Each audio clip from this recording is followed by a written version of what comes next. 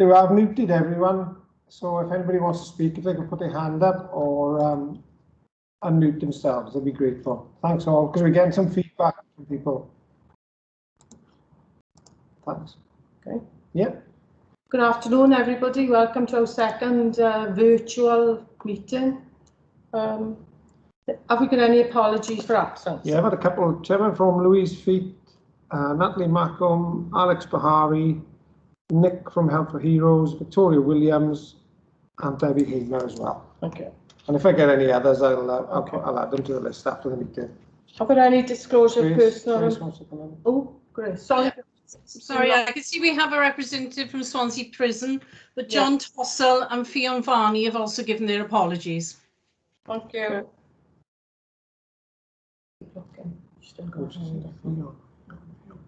Are there any disclosure of personal and prejudicial interest? No. Come to minutes. Have everybody read the minutes? Does everybody agree on the minutes? Yeah. Yeah. I agree. Thank you. Thank you. Grace, over to you. Grace first. Yeah. Thank you. Thank you, Chair. Good afternoon. Just a quick roundup on obviously some of the going on within obviously the Army Reserves at the moment. Army Reserves returned to face-to-face training last Wednesday under strict force health protection measures. Chris. Yes. Grace, not Chris. Sorry. It's all right, don't worry. I know you were anxious after our last meeting. Right. It's fine. I don't mind at all if Chris was to carry on, but I'll carry on now. Right, thank you very much, Chair. The Remembrance period obviously was very different this year, very subdued. The organisers of the wreath-laying ceremonies did their best. I issued guidance from the Welsh Government that explained very clearly to people, you know, what the requirements were if they were organising a festival, because a lot of responsibility was upon them. In the education, in the Welsh Local Government Association, there is a project to support schools, and we were appointed a regional coordinator, which would have covered the area from West Wales through to Swansea and Neath Botal, but that post personally remained in post for 2 weeks. They have appointed somebody new now called Yasmin Todd, who will be starting in the new year. And in the new year, I will arrange for meetings with the Education Department in Swansea for them to meet her and see how she can add something to the support that's being given to Armed Forces family in the area. The Armed Forces Covenant funding, there are still two tranches of funding available. Finola, would you like to come in here and explain the support you're offering and what we've received so far? Thank you, Grace.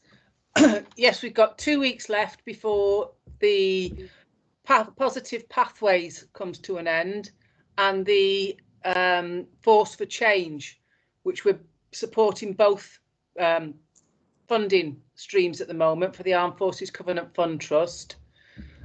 We'll find out this week who has been successful in round 4. And the final round ends on the 12 noon on the 30th of November. It's open to any veterans charity or CIC who is providing activities to support veterans' mental health and well-being. And if anybody wants to get in touch with me, we'll support them with the application and support them with the projects to follow.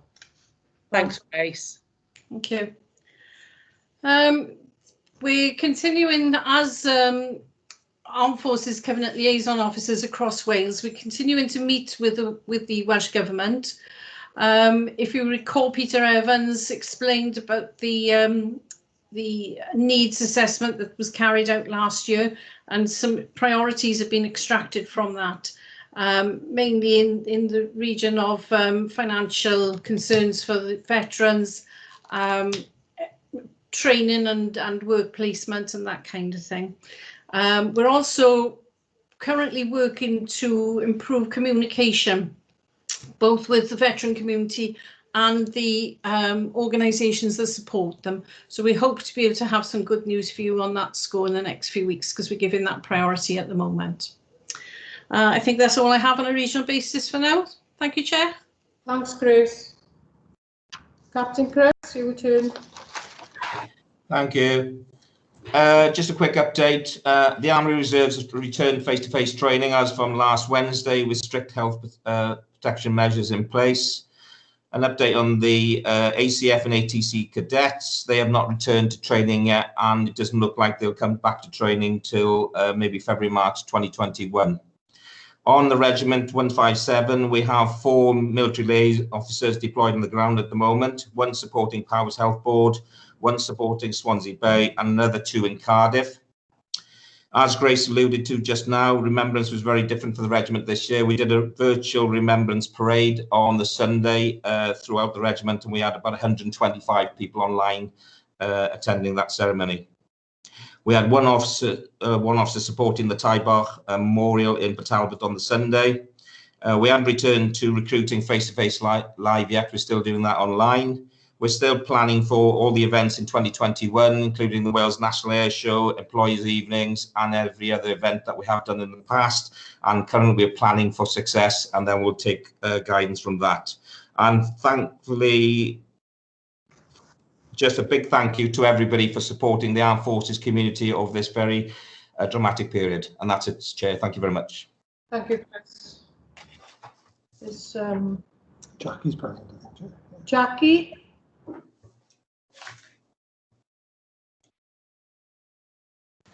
Hello.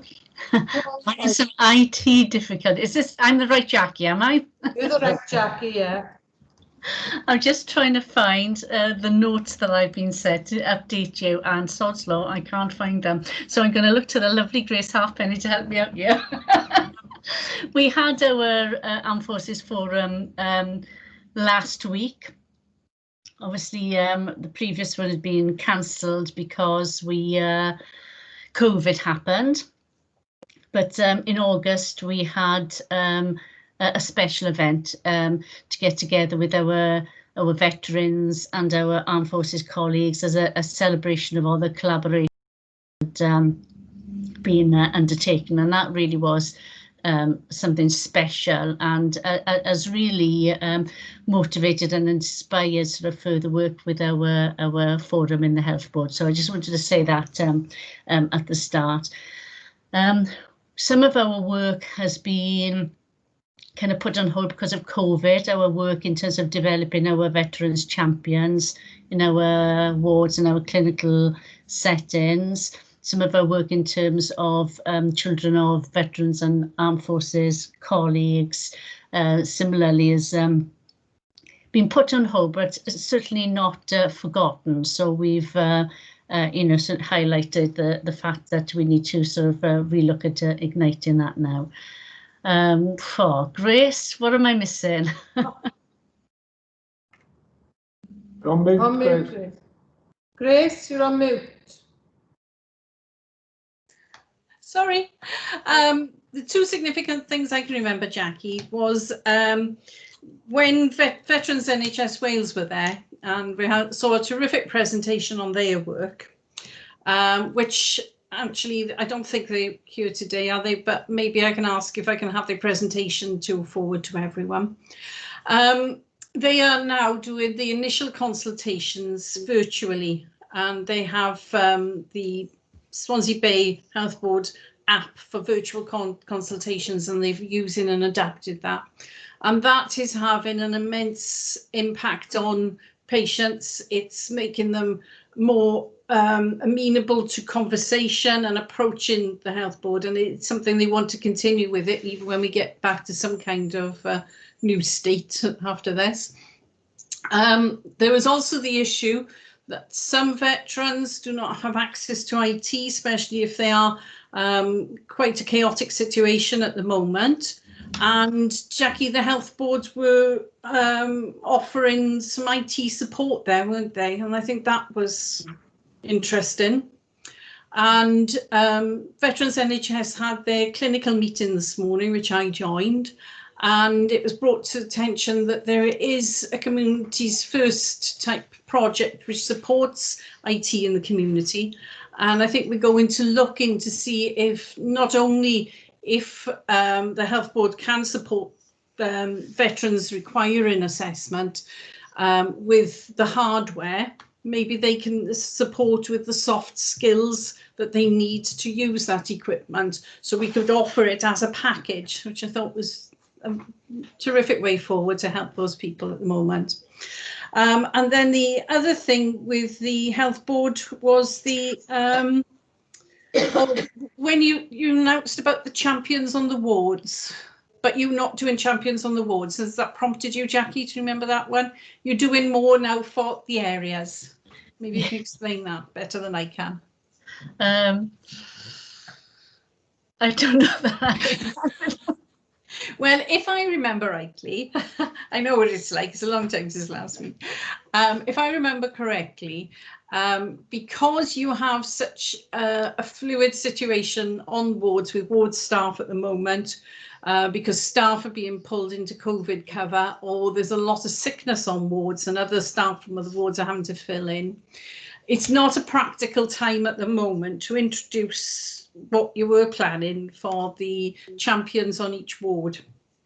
So the suggestion was it was each of like the directorates within the Health Board would have a champion. And I think your recent work with working with the armed forces to set up the emergency provision for COVID had identified a lot of either reservist or veteran forces personnel that were staff amongst the Health Board. So now you know who to target to ask to come forward as a champion, as it were.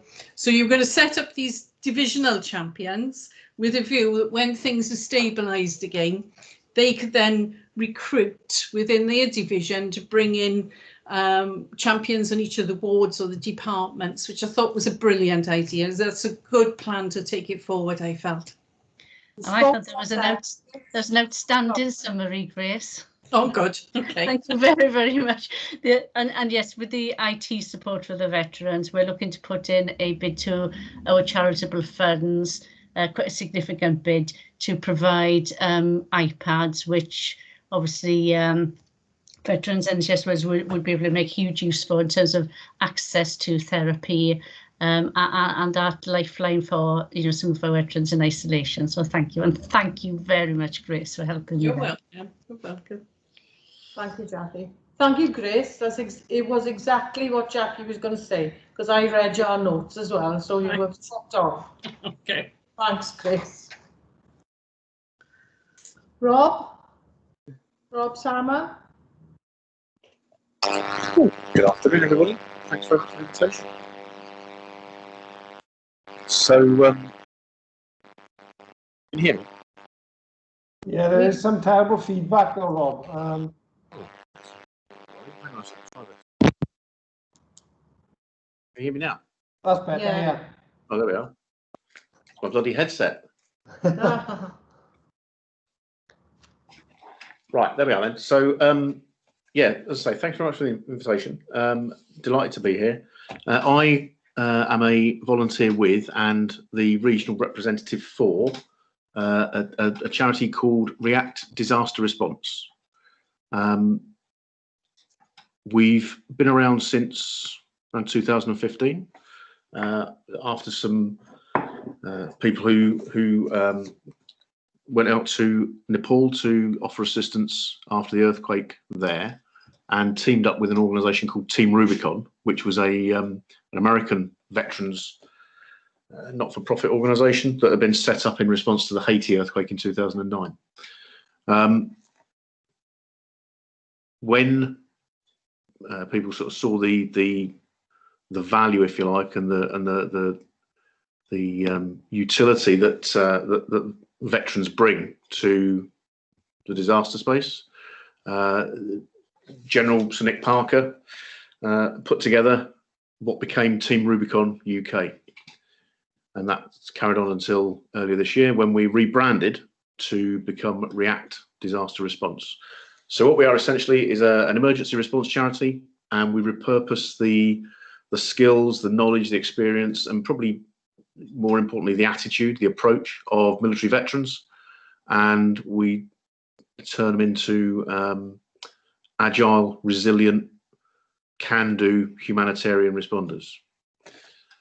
So we provide support to not only in the UK, but also overseas, but to communities, to government organisations and other charities who may be stretched or overwhelmed by various crises. And at the moment in the UK, which is where our main focus is for obvious reasons, that includes the COVID thing, but also flooding and other emergency situations. So our methods are adapted from our service in the military, and we supplement that with humanitarian training and real life disaster response experience. We've been doing this for 5 years now. We've amassed quite a good amount of skill and experience in the field. So we train our volunteers to assess things quickly, to solve problems, and to adapt. Improvise, adapt, and overcome thing that you're all familiar with. To find solutions. Normally working with local communities or other organisations to not only to help them recover from the situation they find themselves in, but also to build resilience for the future. We've got a UK network of more than 500 trained volunteers, and in the initial response to the COVID pandemic, we went out to the veteran community around the country and we recruited somewhere in the region of 6,000 veteran volunteers.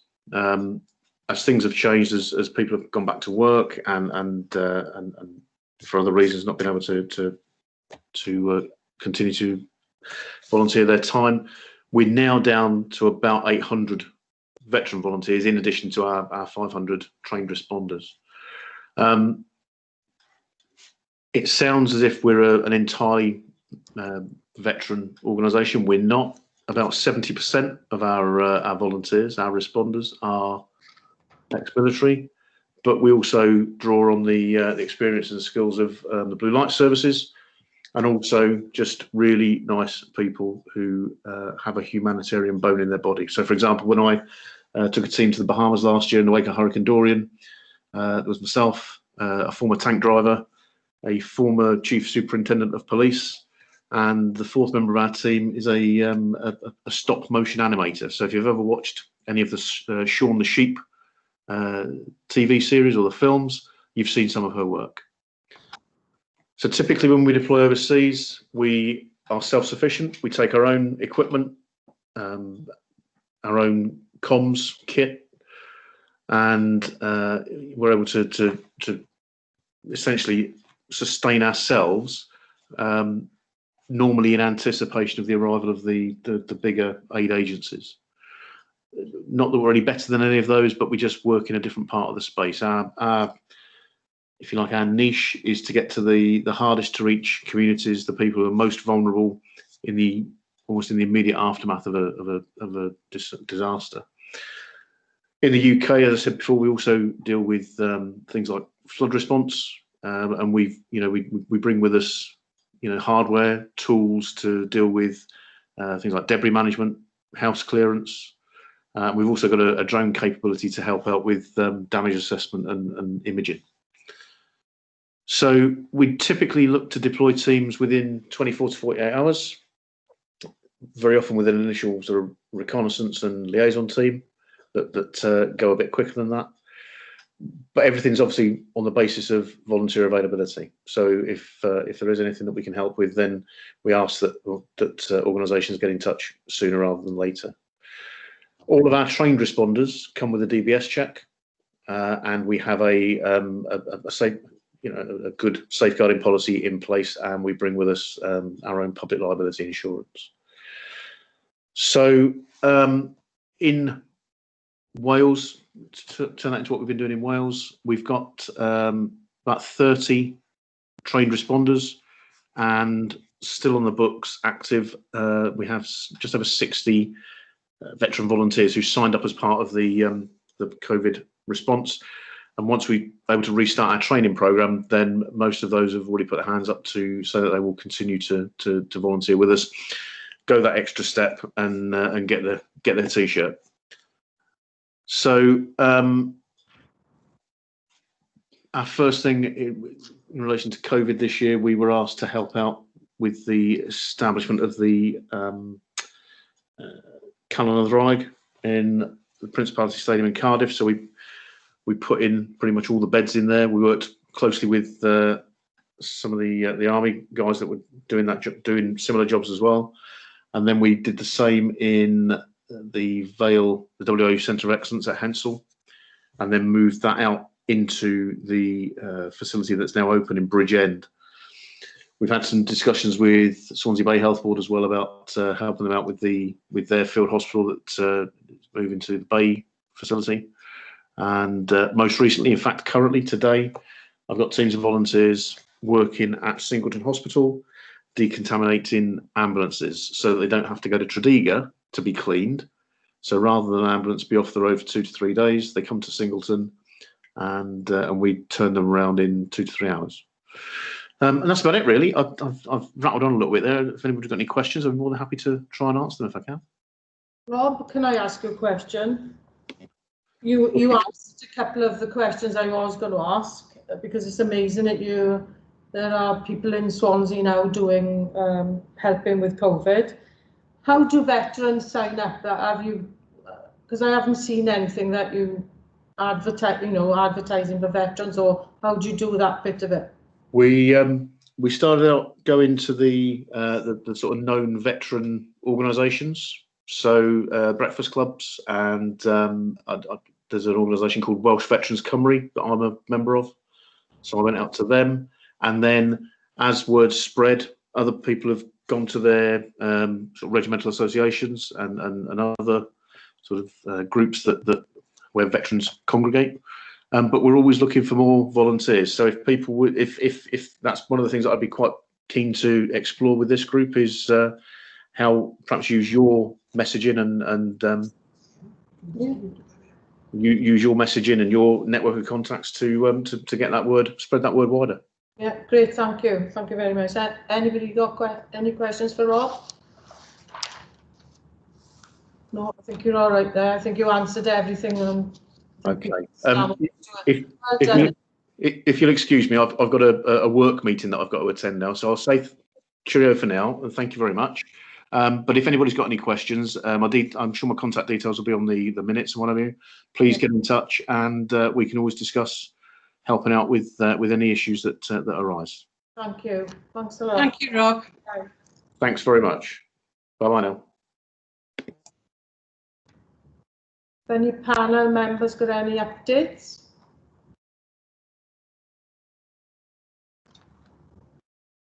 No. Can I just update on employability a little bit, Wendy, please? Yeah.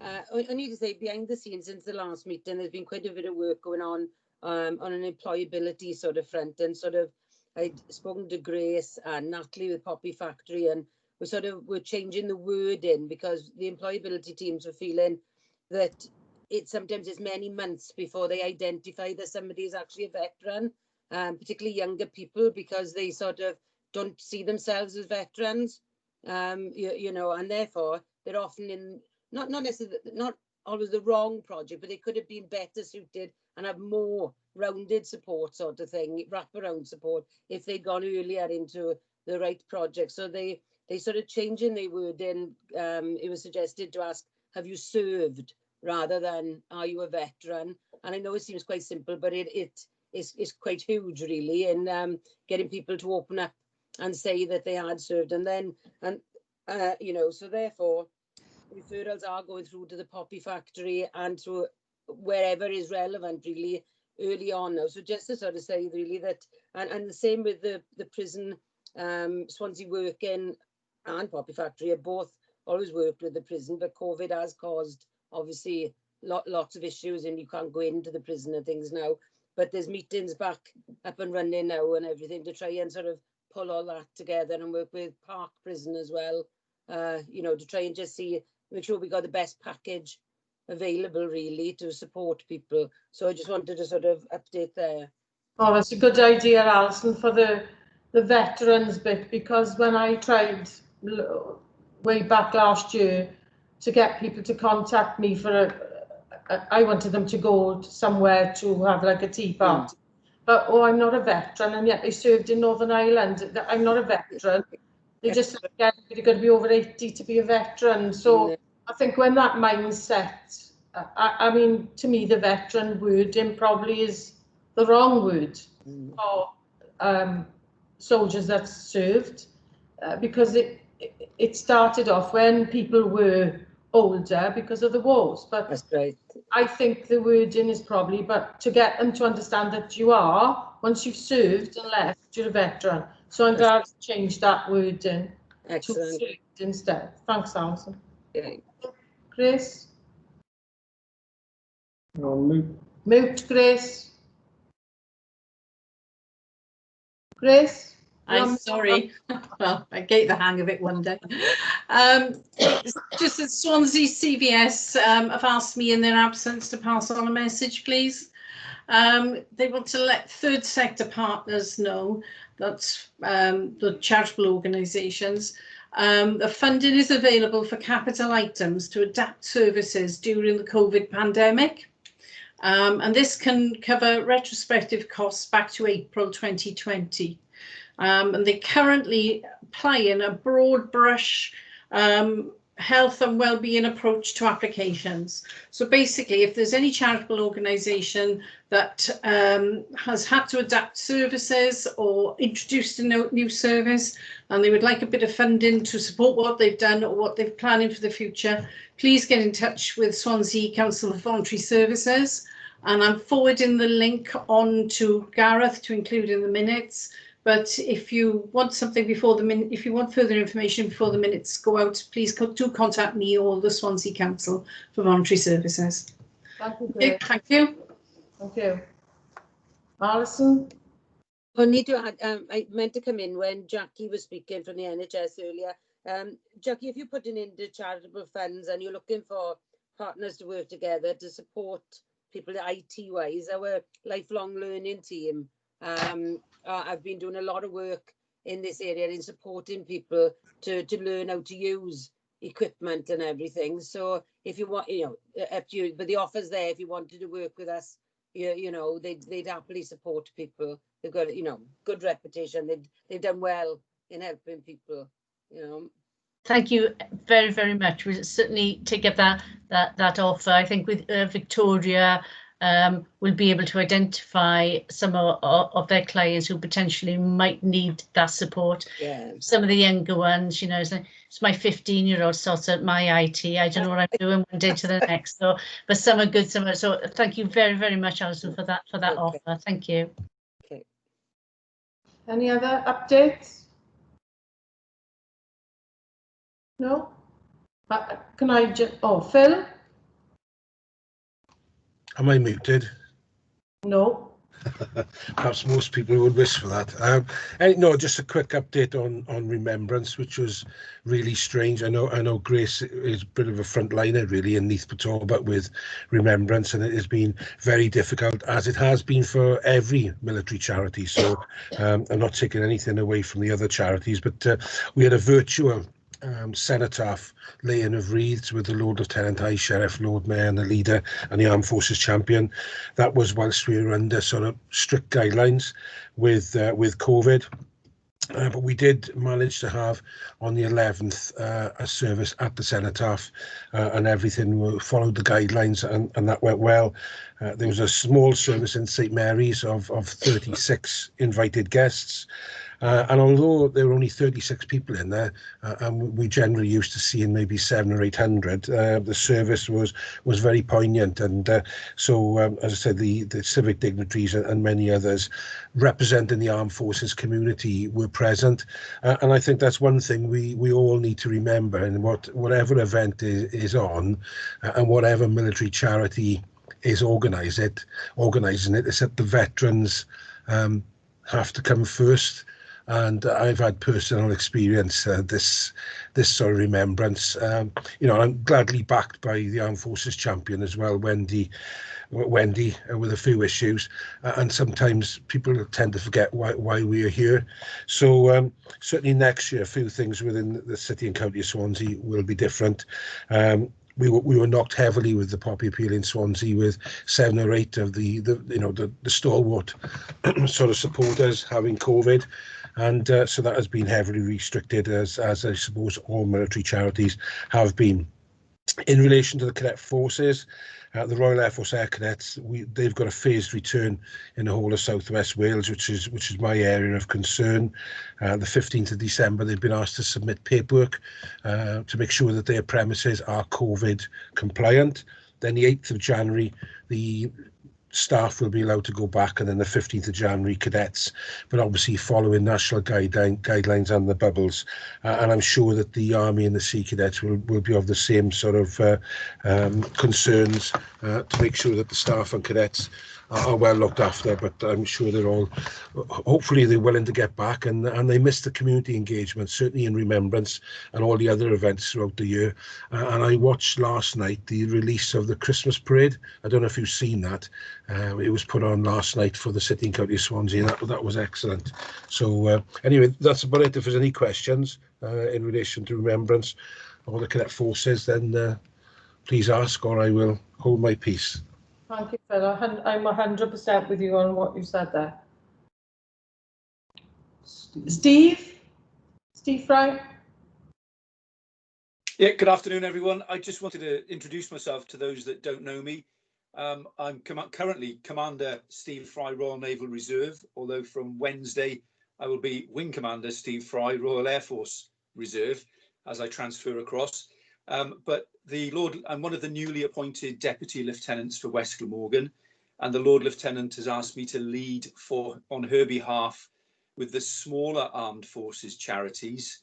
So I will, with your kind permission, sit in on these covenant meetings, just in order that I can be up to speed and up to date with everything that's going on across the county, and then I can report back as required to the Lord Lieutenant. So thanks for having me, and I'll keep quiet normally, but I just thought I'd better let you know who I am. Thanks. Thanks, Steve, very much. Thank you. Anyone else? No? I just want to say a couple of thank yous as Armed Forces Champion for last week.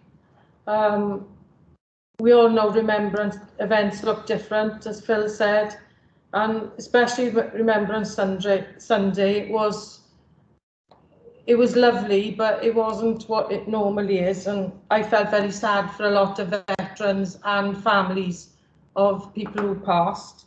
So I'd like to thank the team of Swansea Council for the excellent comms and virtual event, and especially cleaning the cenotaph, which looked amazing. Wing Commander Phil Flowers for organising at the cenotaph on the Sunday, so veterans and residents of Swansea were able to pay their respects safely. I'd like to thank Sandy Shaw of the Veterans Club for accompanying me at the train station on Remembrance Day for poppies on the train to London. I'm sure Sandy will remember that day forever. And thank you again to Commander Phil Flowers for pulling together 3 events on Remembrance Day, which I know was hard work for him and me as well, because I was shattered by the end of the day. But it was certainly appreciated by everyone. Thank you, and thank you everybody else who's involved in anything for Swansea. Grace? Mute. Thank you, Chair. I'd just like to say, no, you've not come forward to say anything, but our representative there from Swansea Prison, is good to see you. I know I spoke to 2 of your staff last week. We're well aware things have been very difficult for you in the prison the last couple of months, and I've been in touch with Stomp quite a lot. And I just want to welcome you and say very often we do have conversations in this particular forum about what kind of support we can offer to veterans within the prison system. And I'd just like to know if there anything in particular that you are looking for support with.